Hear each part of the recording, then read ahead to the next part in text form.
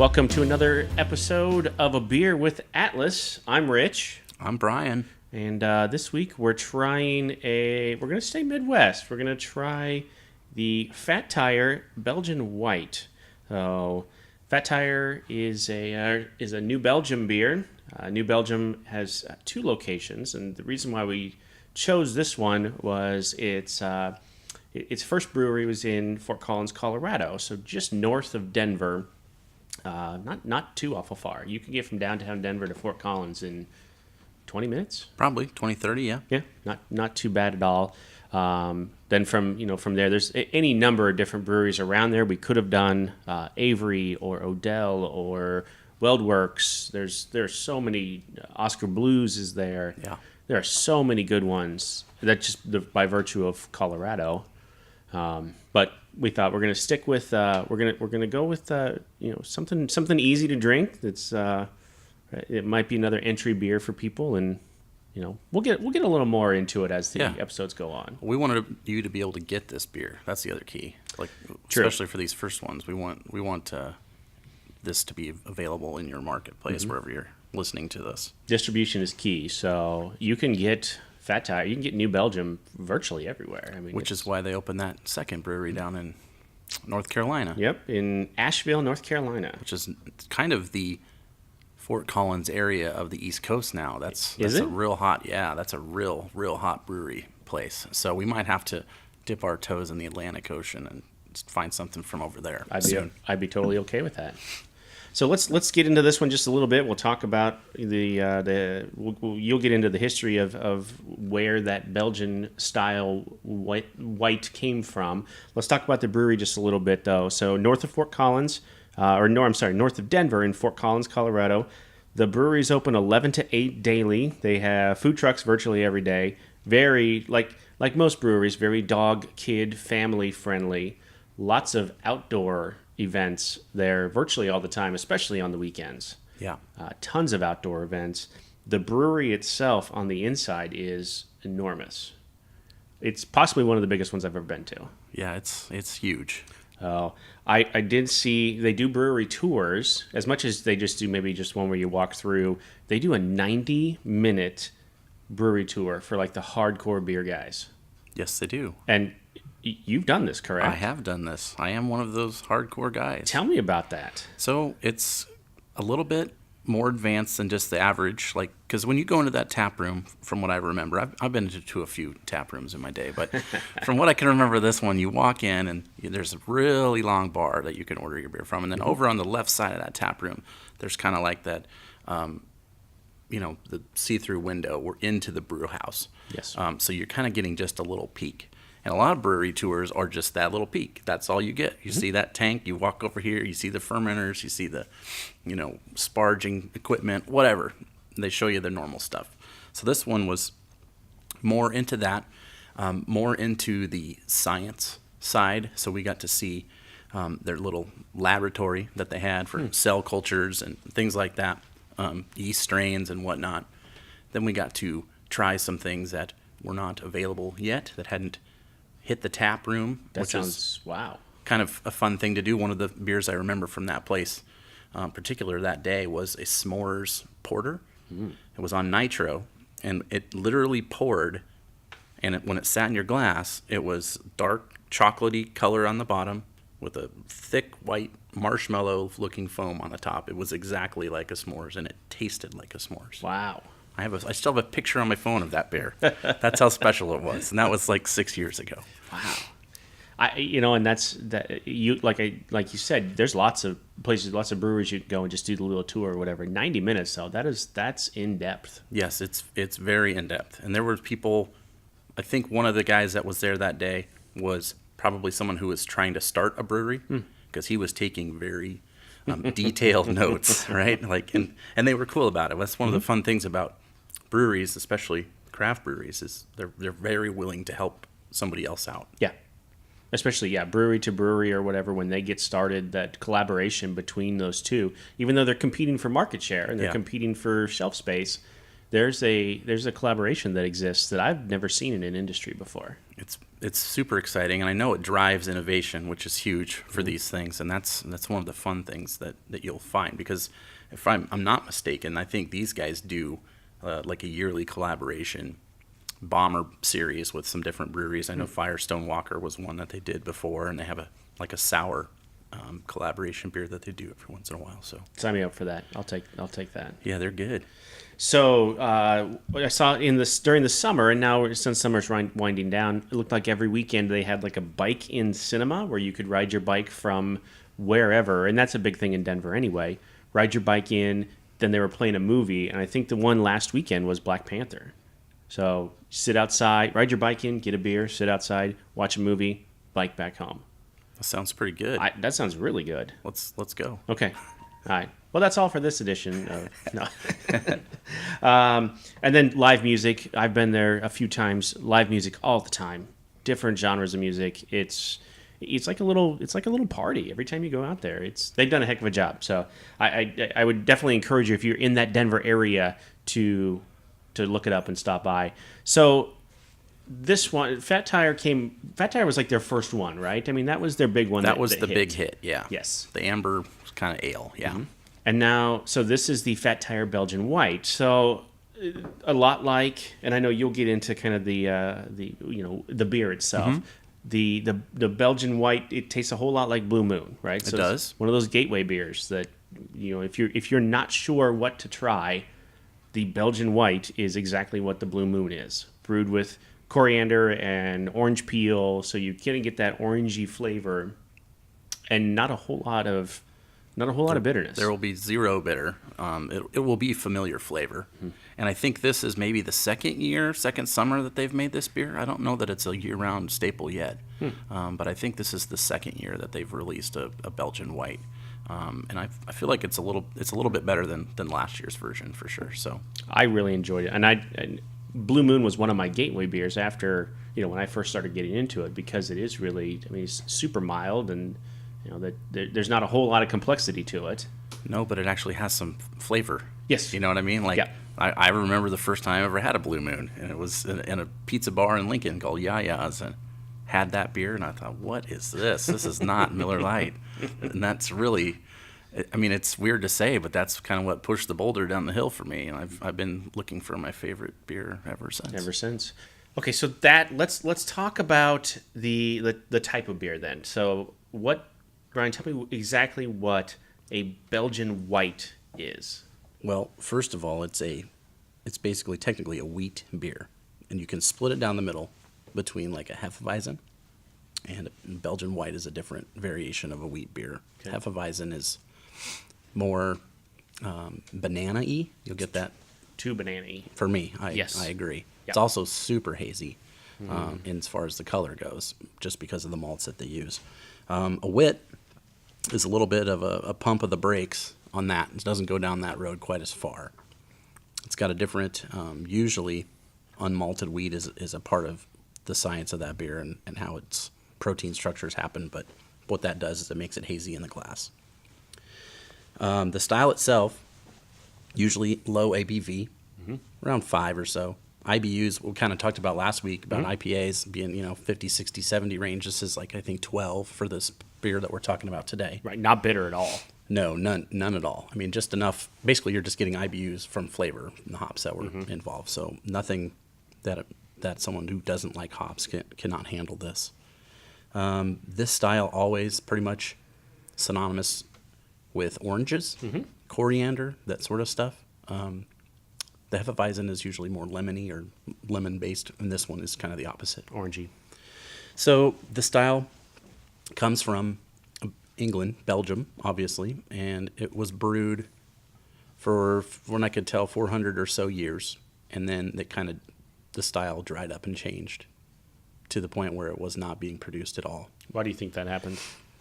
Well, I think one of the things that happened probably is just tastes changed and evolved over time for some of those things. I think lack of ingredients, or able to get them handily changed. Probably just a new generation of folks as well. And there was a war happening before that too over there. So all those things probably played part of that. But it came back from the research and the stories that I've heard in the mid-'60s in Belgium. And the town, I guess we'd call it a town, a village, I don't know. It's Hoegaarden is the name, which is a famous Belgian wheat beer that you can get pretty much everywhere. That sounds familiar. Like I've heard that before. Yeah, it's usually what you'll find it here is on tap. A lot of places you won't see a lot of the bottles, but you'll see it on tap at any place that has 10, 15, 20 taps. There's usually a wheat tap, and that's a usually good bet for that style. So the beer came back into existence in 1965 by a guy brewing it in his barn, and the name of the guy was Pierre Celis. Or Celis. That's the name, Celis. And he brewed it for 20-some years over there. Moved with his family to the United States. That whole American dream, right? Chase the dollar and make your life better. Right. Own something for yourself. And he wanted to make beer here. Get to that market, because this was in the early 90s, which is really the craft beer boom starting here in America. Moved and brought his recipes, including his yeast-filled socks, through the airport.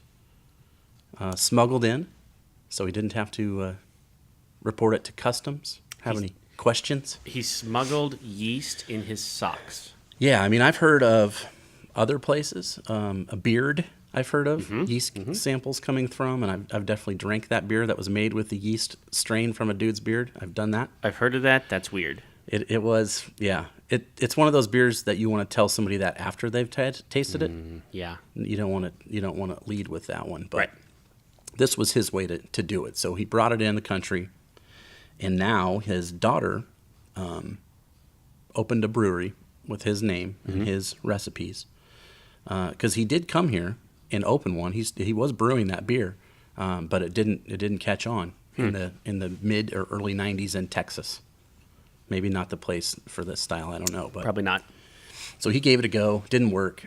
She reopened, I think, within the last couple of years, and it's now a beautiful facility. What I looked online, the pictures, in Austin, Texas. And they're brewing, I think, 8 beers right now, plus a couple of seasonals, but they're all European style and based recipes. So no IPAs or... No IPAs, no Imperial barrel-aged stouts. Right. There's a Saison. There is some flavored. There's like a raspberry Saison, I think I saw. A couple other things like that, but mostly in the 5 to 6 ABV range and old styles.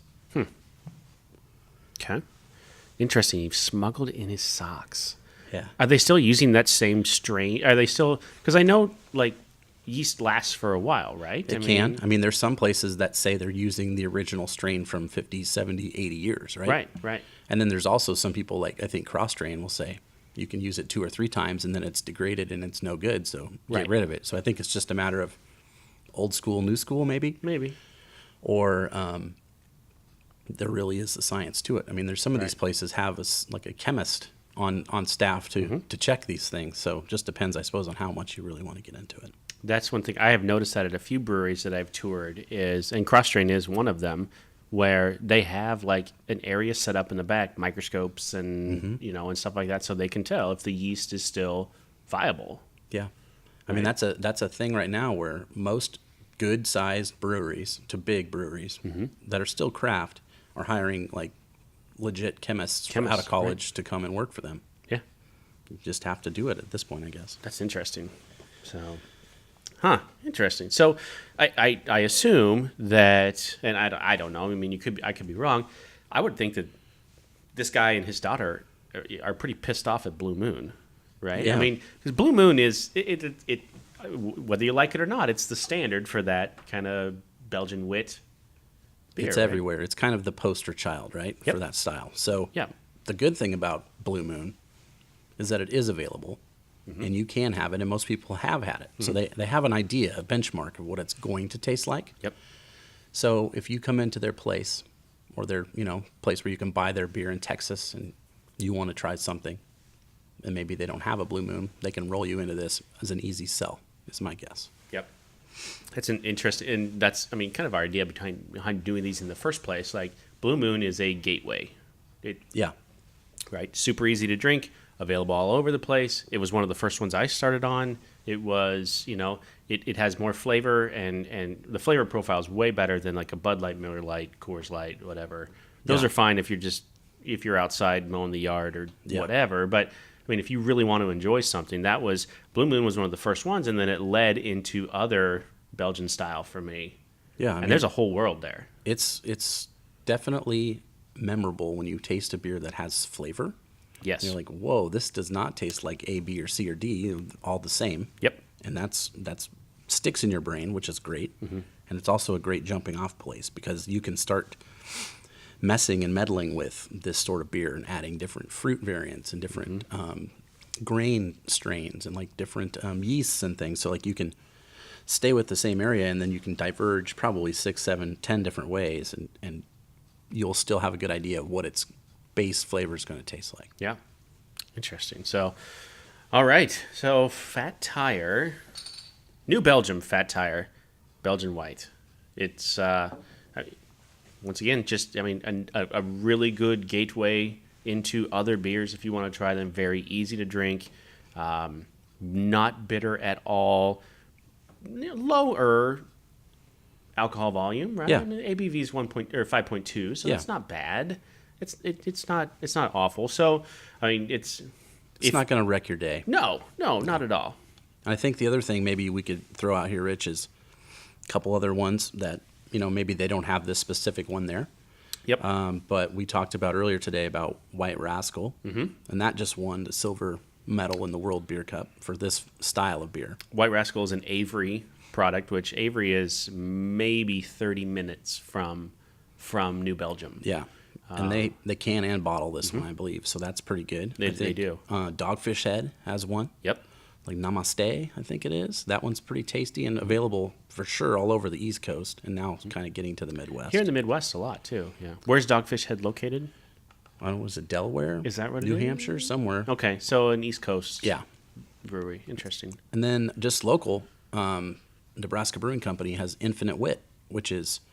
I have not tried that yet. That one is one that they used to produce in can, but now it's pretty much only available in the tap room, and you might see a keg of it around, but they don't bottle or can it anymore. Interesting. They push their Hefeweizen to the public more often than the Wit, but that Infinite Wit is my wife's favorite beer, so I've had enough of those in my day.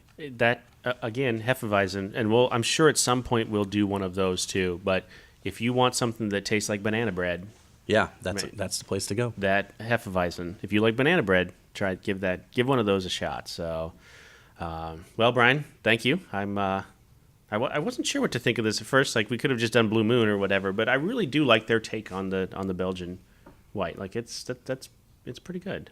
Yeah, it is really good. It has a nice aftertaste, and the smell is really good too. And I think I told Brian yesterday when I said this is what we're going to do. It's rather disarming, right? I mean, you can compare it to Blue Moon. You can it's served with an orange, so if you serve it with fruit, it's kind of disarming a bit. I mean, We were talking about, what you could pair this with. And this for sure would go great with like a grilled pork chop. Something actually a little bit spicy would be good with it. Yeah. Because this orange would kind of cut that. Or even like Chinese orange chicken or something like that would be very good just to hit those citrus notes. Chicken wings, maybe? Was that? Yeah, or pizza. Or tacos. Yeah, any of those things would be good with this beer. I could eat tacos with any beer, probably. I can eat tacos without beer, but it's helpful to have it. Yeah, true. That's true. You could pretty much say any beer, and I'd say you could eat tacos with that. Yeah. So, there you go. All right, Brian. Thank you so much. Hey, thanks, Rich. I have an idea for next week. I don't want to spoil it just yet. Yeah, don't tell me. Another Midwest beer. I want to stick with another Midwest one. We have a lot of nurses here in the Midwest, and we've got a lot of fun pictures and videos from over the past 3 to 6 months. Over the summer and stuff, of nurses going to breweries, friends, boyfriends, husbands, wives, whatever. Keep sending those to us. We love to see them. We want to live vicariously through your adventures. Yeah, try this beer and write a review. Let us know what you think about it. Absolutely. Agree or disagree. All right. We'll talk to you next week. All right. Thanks.